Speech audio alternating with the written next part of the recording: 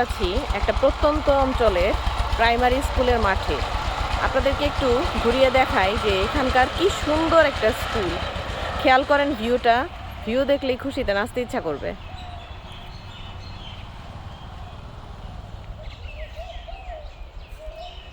দেখেছেন, আবার বাচ্চাদের খেলার জন্য দুইটা স্পেস আছে।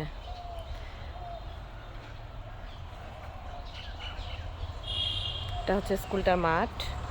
আজকে স্কুল বন্ধ দেখে মাঠের মধ্যে ধান শুকোচ্ছে।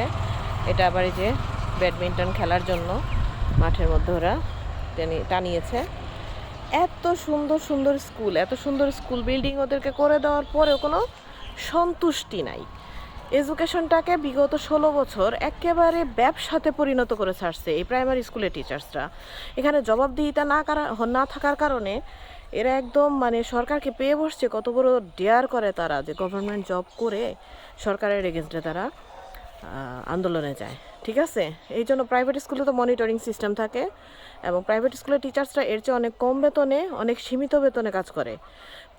অনেকেই ভাবে যে প্রাইভেট স্কুলে বুঝে অনেক বেশি বেতন দেওয়া হয়। নো, শুধুমাত্র ও লেভেল টিচার্সরা অনেক বেশি ভালো বেতন পায়, কিন্তু স্ট্যান্ডার্ড 8 পর্যন্ত সমস্ত প্রাইভেট স্কুলগুলোতে তো অত ভালো বেতন হয় না। তার চাইতে প্রাইমারি স্কুলের টিচার্সরা অনেক ভালো বেতন পায়।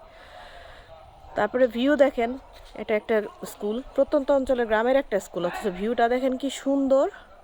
আসলে সরকারের উচিত সরাসরি প্রত্যেকটা প্রাইমারি স্কুলের মনিটরিং সিস্টেম নিজের নিয়ন্ত্রণে রাখার জন্য এমন কোনো ইমেল বা এমন কোনো সিস্টেম চালু করা যাতে সেই স্কুলের শিক্ষার্থীরা এবং অভিভাবকরা সরাসরি শিক্ষা মন্ত্রণালয়ে ইমেইলের মাধ্যমে বা অনলাইনেই অভিযোগ করতে পারে। এটা চালু করলে হবে কি, এখানকার টিচার্সরা যাতে থাকবে, টিচার্সরা যেখান থেকে আনেন না কেন, যেখান থেকেই নিয়োগ দেন না কেন, যে অঞ্চলেই তাদেরকে বদলি দেন না কেন, তারা কি করে ক্লাসে সেটার অভিযোগ যেন সরাসরি শিক্ষা মন্ত্রণালয়ে সেই সব স্কুলের অভিভাবকরা, বাচ্চারা সরাসরি মেইল করতে পারে শিক্ষা অধিদপ্তরে। এই ব্যবস্থাটা চালু করে দিলে আমার মনে হয় এদেরকে নিয়ন্ত্রণে আনা এবং ম্যাস পপুলেশনের যে প্রাথমিক শিক্ষা সেটা সুনিশ্চিতকরণে অনেক অগ্রণী ভূমিকা রাখবে। দেখছেন, এত ভালো সুন্দর প্রাকৃতিক পরিবেশ, মনই ভালো হয়ে যায়।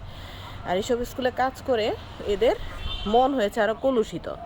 16 বছরে হাসিনা আমাদের অনেক উন্নয়ন দিয়েছে। কি উন্নয়ন দিয়েছে জানেন?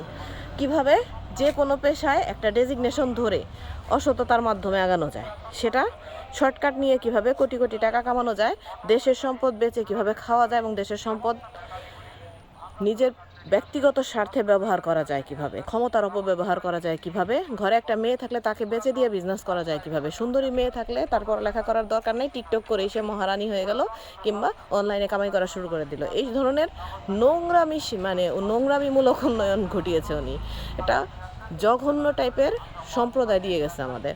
তো এখন আর তো কিছু করার নাই, সে তো করে পালায় নিয়ে আছে, আর কবে আসবে আদৌ আসতে পারবে কিনা তার কোনো স্টেশন নেই। কিন্তু এই দেশে আমাদেরকে থাকতে হবে।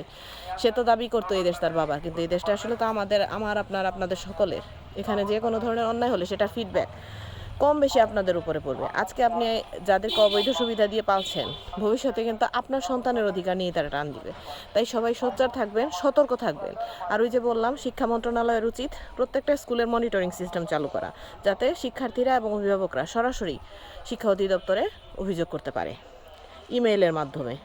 এই সিস্টেমটা চালু করে দিলে সরকারের নিয়ন্ত্রণ করতেও সুবিধা হবে এবং প্রাথমিক শিক্ষার একটা ভালো মান উন্নয়নে অগ্রণী ভূমিকা রাখবে বলে আমি মনে করি।